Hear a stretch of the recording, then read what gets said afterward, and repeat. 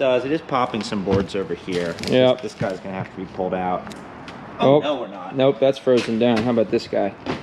No, we're not. Nope, she's swollen and covered in ice, so. The entire gunnel here is just completely rotten, going way back. It's been wet and outside for a long time.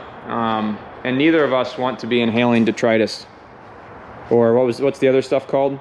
Hantavirus? Hantavirus. Yeah. Yeah, wet, moldy places, not good. It's like, Oh, there's your canvas starting this to. is the Okay. deck. And then that's all. That looks. It's actually pretty. How easily that comes up. That's. Yeah. No. It's. This is one of those things again that like we talked about. Oh, they don't build them like they used to, and there's a good reason that we stopped building them like they used to. Yeah.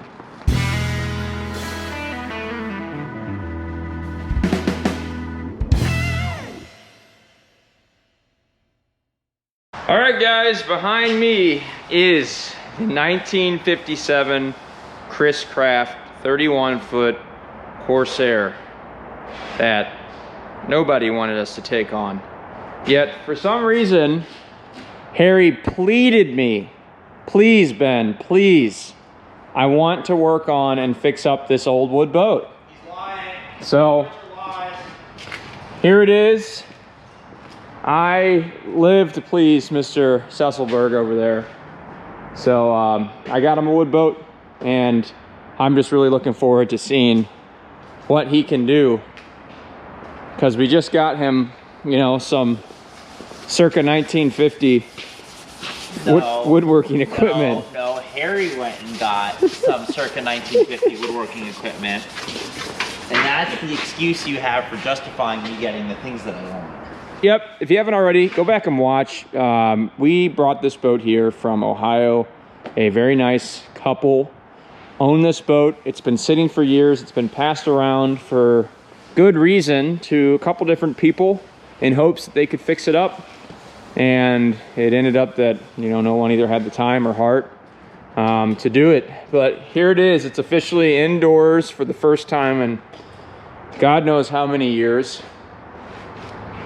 It is a really neat looking old boat.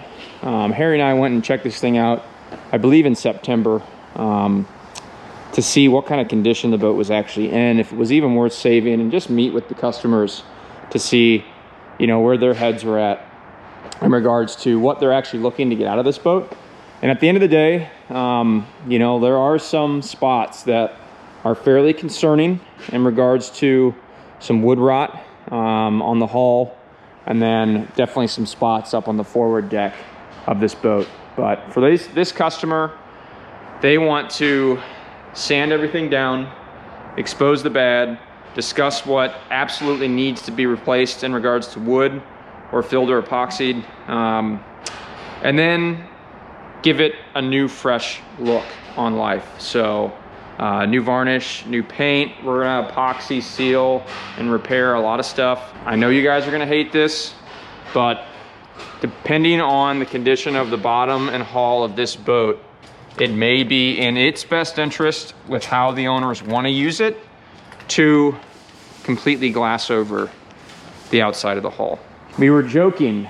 We now have a 50s boat, a couple 60s boats, a boat from the 70s, a boat from the 80s, a boat from the 2000s, a boat from the 2010s. Unfortunately, no boats from the 90s, but we do have a tractor and a Volvo from the 90s. And an outboard from the 30s here. well, there we go.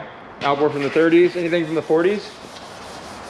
No, but they made the Hurricane in the 40s. Okay, that's the drill press over there. Oh no, that's the outboard. Yeah. So we've got a whole century of stuff in here. Harry and I are both from the 90s. At the end of the day, we want to help this couple out to bring their dream back to life. Do what we can to repair what's here. This boat just traveled here over 600 miles and on a hydraulic trailer all the way down the highway, and it's still in one piece. So, you know, that's got to say, or at least speak to something about the structure and condition of the boat. This side actually is in pretty decent shape. You know, these boards all look pretty good, and that extends down to the bottom. There's 1 or 2 spots that are soft in the keel, and then obviously there's a board in the back at the transom that concerns Harry and I the most. But in regards to this, I mean, we got a rotten rub rail. It's going to be chipped off and either just sanded flush and sealed, or put a new plastic one on it. All of this paint chipped, sanded down to bare wood. Same with the bottom. She has a couple inline 6 gas Chrysler motors that run on 6 volt. They're gonna have us convert it over to 12 volt. So this will be a pretty interesting project. It'll probably take us about a month, and then it'll go back to the customer. 6 years. It physically can't be in here for 6 years because we're probably gonna move out of the shop next summer. But here we go, a 50s wooden Chris Craft that nobody on the internet, including Harry, Especially Harry. thinks we should be doing. This will be a lot of fun.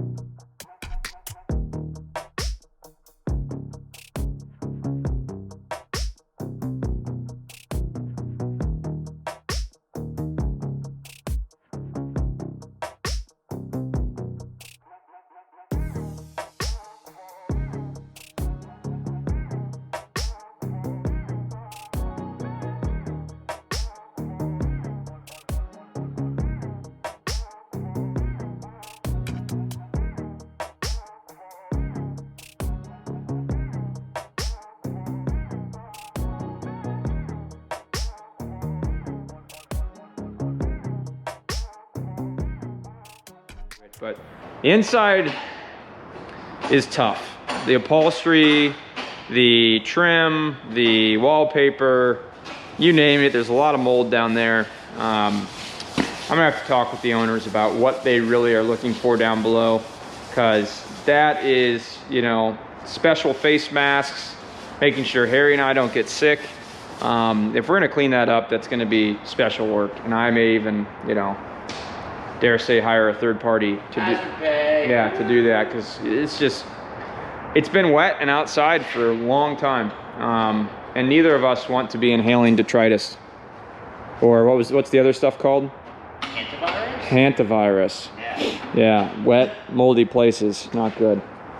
So let's go ahead, let's get up on this thing, let's walk around with Harry and I, point out the good, the bad, and the ugly, and give you guys a really good idea about what this boat is and all of the reasons to just tear it apart down in the comments. But I will not lose faith in this boat.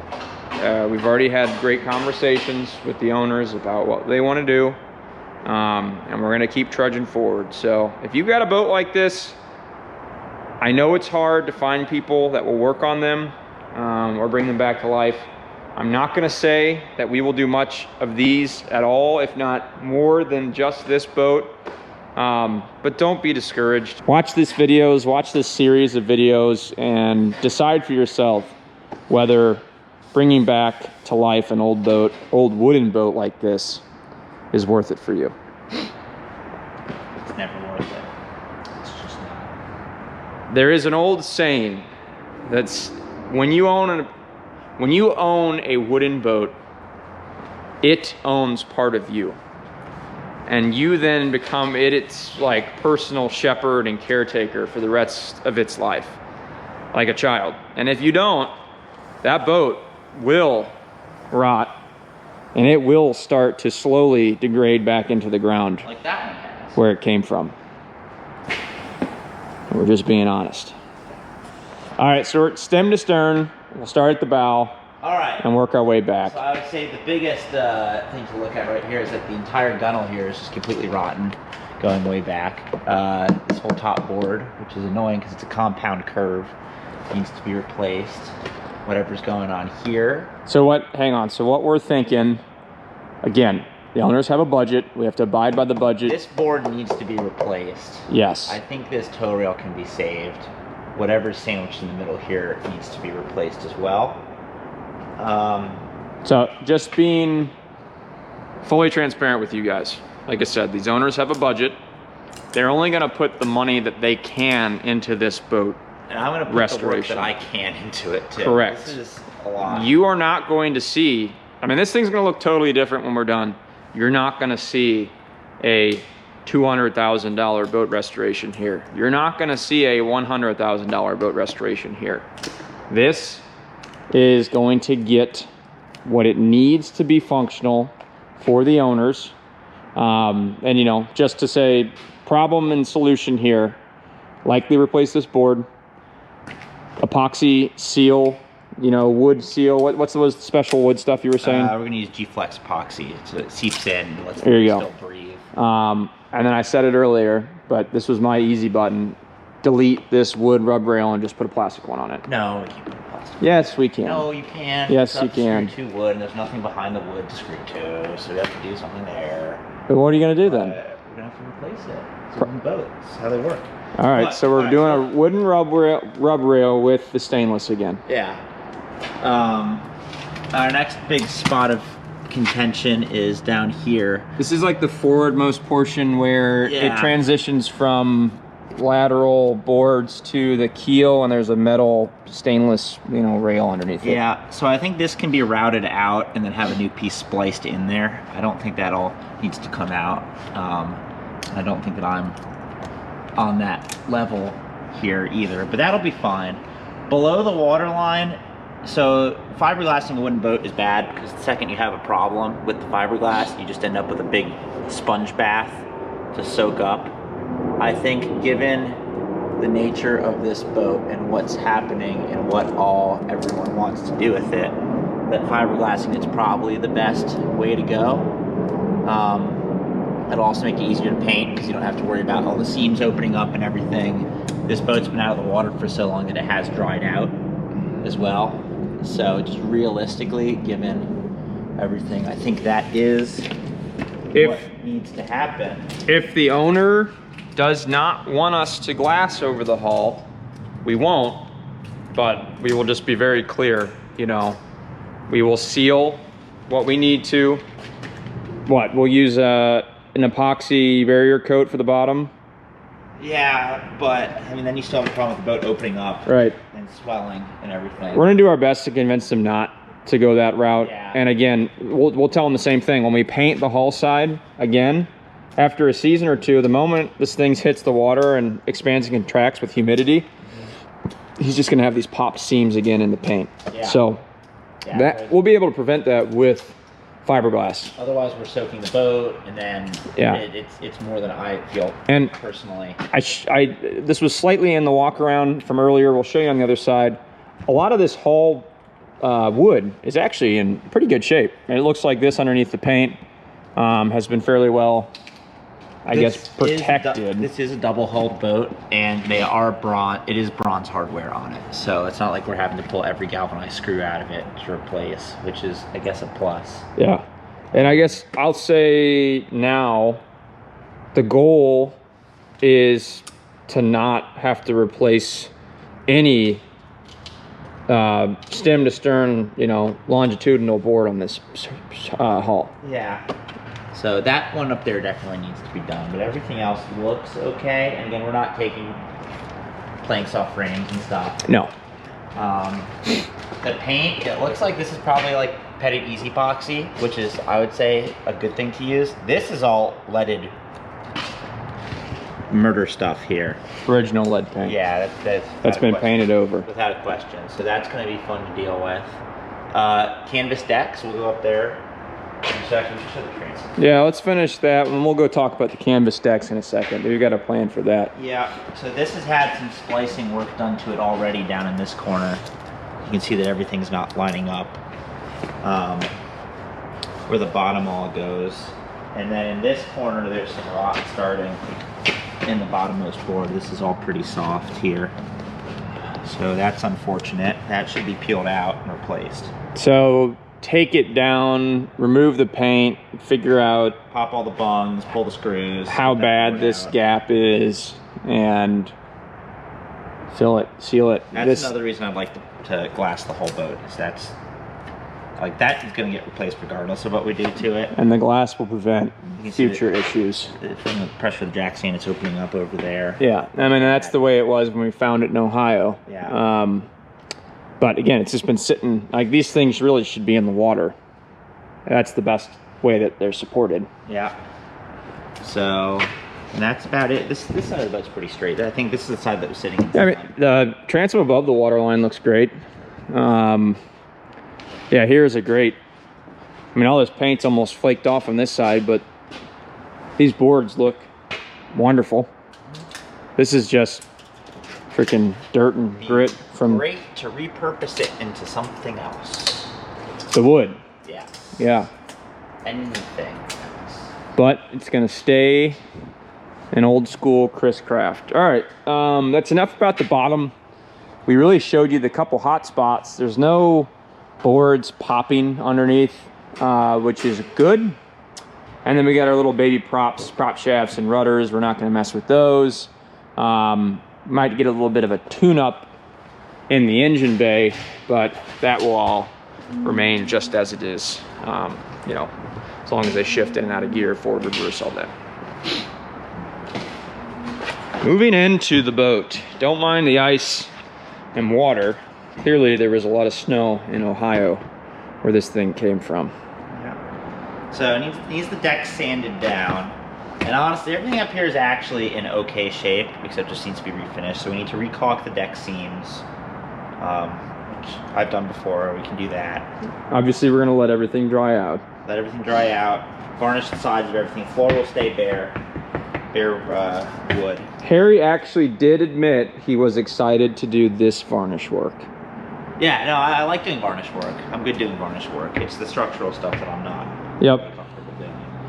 And we will fight every problem one at a time. Yeah. Trying to keep positive, you know, positivity. Yeah, no, it's good. You know, nobody likes negative names. Engines are down there. We're not gonna, well, we might open that up, but it's actually covered in ice right now, so we're probably not for it for the moment. This is another point of many questions. This is a canvas deck.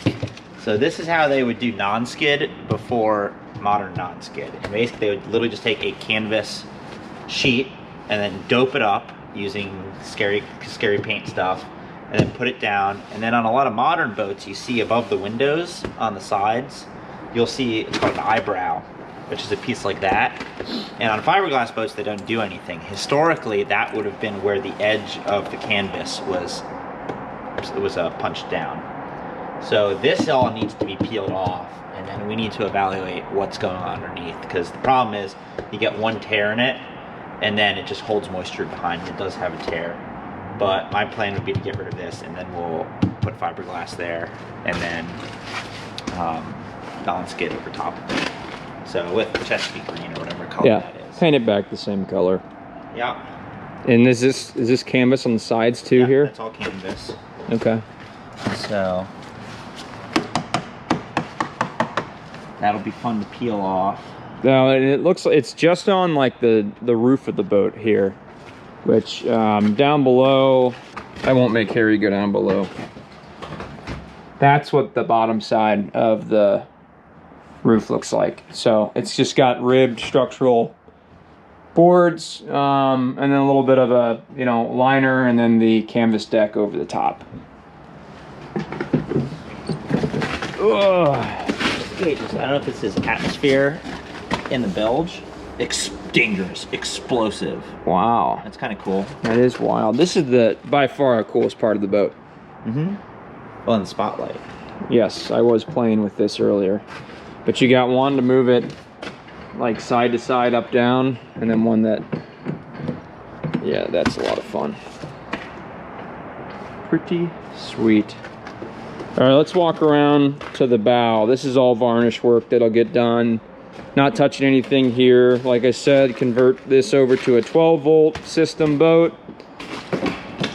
It's got a couple inline 6 Chryslers that are right down here, straight shaft with transmissions. But let's walk up to the bow here.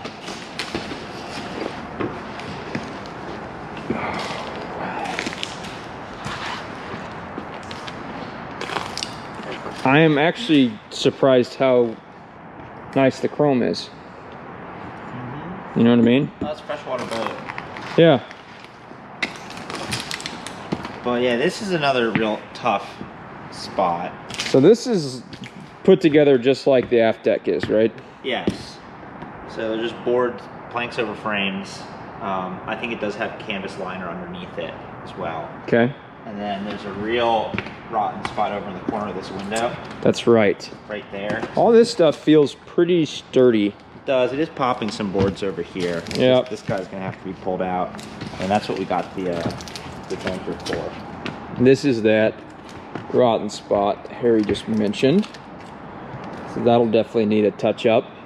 Yeah. And it looks like. Oh, there's your canvas starting This to. is the canvas Okay. deck. And then that's all. That looks. It's actually pretty. How easily that comes up. That's. Yeah. No. It's. This is one of those things again that like we talked about. Oh, they don't build them like they used to, and there's a good reason that we stopped building them like they used to. Yeah. But what is that underneath? that's fiberglass right there. Okay. Yeah. Fiberglass paneling maybe. So scuff and seal it with a layer, and then Yeah. cover and paint that thing back. Yeah, you can see it's either fiberglass or some kind of phenolic. Okay. You can see the weave to it there. Yeah. So that's exciting. All right, we will get off the deck of the boat here. It's a boat. She's a boat. It's a boat. I referred to earlier, you know, it's like a water tractor. The way the helm station's set up, how simple the mechanics are in it. I think you just like tractors. I like tractors. I like tractors. I like tractors. This thing does have a beautiful aesthetic though, going The for it. hardware is really nice. It's great. Yeah, you don't get hardware like this anymore. The hardware is the best. Good part of it. Oh, Oh, our bell fell down, but look, you're already getting started. there we go. Fixed. Done. Ship her back. The hailing bell. Little breathers there. Yeah, that's pretty interesting. Yeah. Keep air circulating. Yep. Can we peek in here real quick? We might as well. Boat came with some biminies. We'll do one engine. Oh, No, we're not. Nope, that's frozen down. How about this guy? No, we're not. Nope, she's swollen and covered in ice. So maybe I throw in a little old footage from when we actually went and looked at this in Ohio originally. Yeah. You're right over here. Yeah. All right, yeah. Don't fall down the hole. I know. So they have been drained, obviously. He sprayed the shit out of the spark plug. So I mean, I know I have water on them, but he. Oh, inside you're saying? Yeah, we okay. took them all out and like just gunked them with. All right, oil. Coating. Yeah, good. Keep them from. I mean, they don't. Normally, something like this, they're just rusted to all get out. Right, and you can't get them out, or you break it off. And No. I have plenty of cars that I restore. It's the same. It's the same, but it's not. Right. You know, the motors are. Yeah. No, they're simple engines. Yeah. Yeah, I had a 51 Packard with the 327 straight 8. Just like this with Yeah. more cylinders. Yeah. Yeah, he told me these aren't the. You could upgrade to like bigger boy. They got a bigger motor, but he said this will do 20 to 25 knots, no problem. It's not bad. That was great. Yeah. Not bad at all. Okay, so that is a quick recap of what is going on with this 57 Chris Craft 31 Corsair. A lot of cool information and history, specs, and all that. about these boats on the internet. I even found one that looked like it had been restored for sale fairly recently, so you can look up that boat and just kind of check out and see what these things might look like when they are in fairly decent condition. But that's what we're dealing with. This is not gonna be a, you know, strip to studs, brand new boat restoration.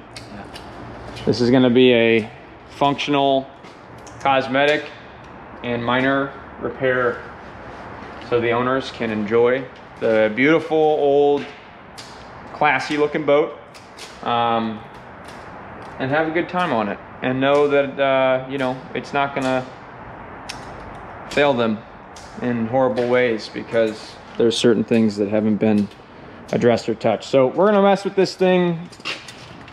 Let me rephrase that. We will do what we can on this boat within our means, and then just be very transparent with you guys all the way through this process. Same thing with the owners. And we'll do our best to coach them in the correct direction to the best of Harry's knowledge.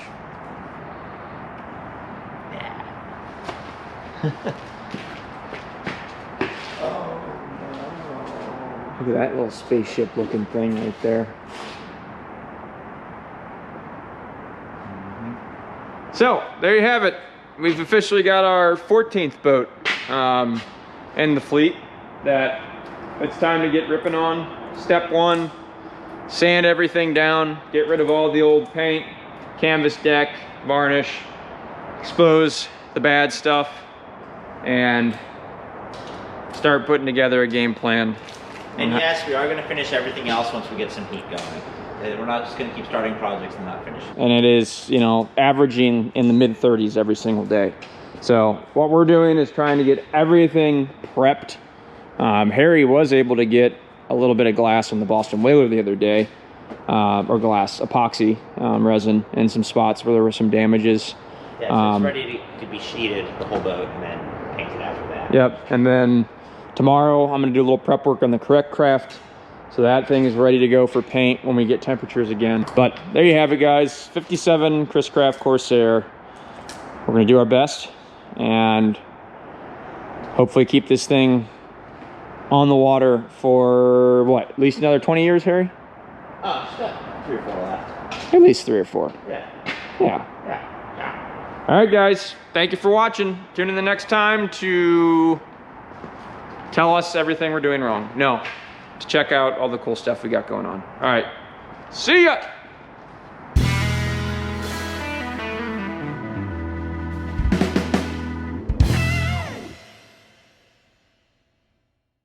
Spinning at the speed of sound. The Sprunger. Oh my God. I'm a fan of the Sprunger. Yeah, yeah. Wow. And then some quality old Delta stuff. So this one, gonna have to rewire it. That one needs a motor. What vintage do you think this is from, this equipment? You think it's about the same vintage as the... Yes, that's from the 40s or early 50s.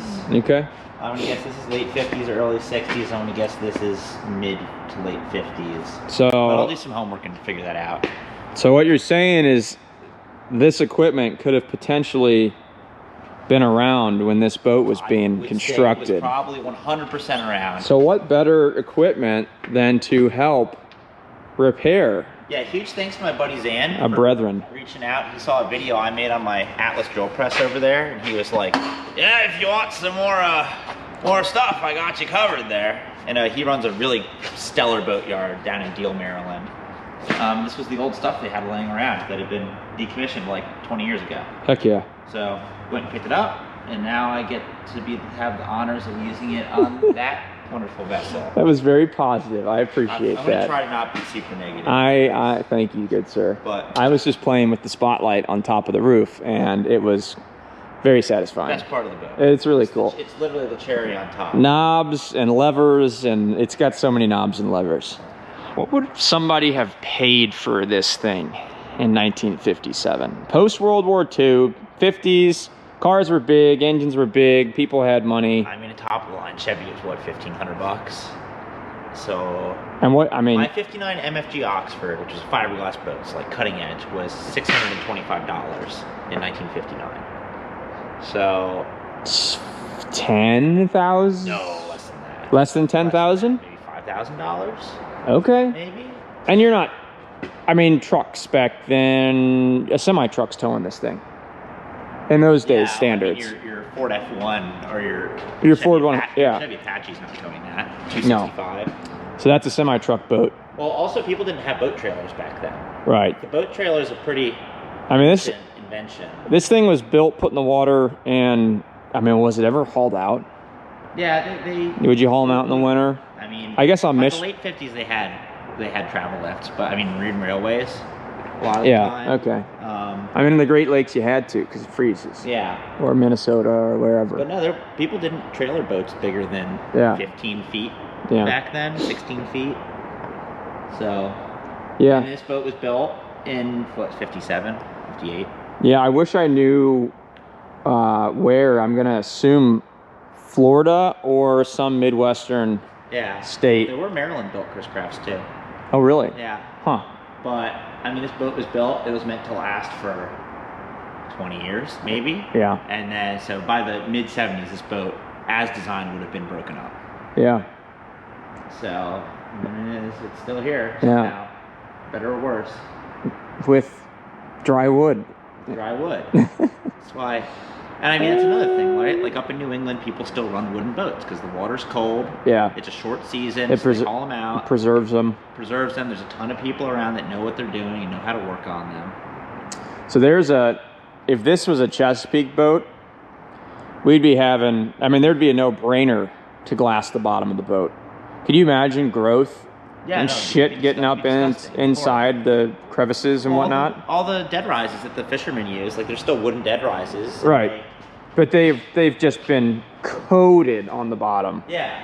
So barnacles and, I mean, nasty stuff. I mean, imagine getting barnacle feet inside of your raw wood. Thing would be dead in a matter of months. Or shipworms or Yeah. wood, yeah. Insects love wood. They do.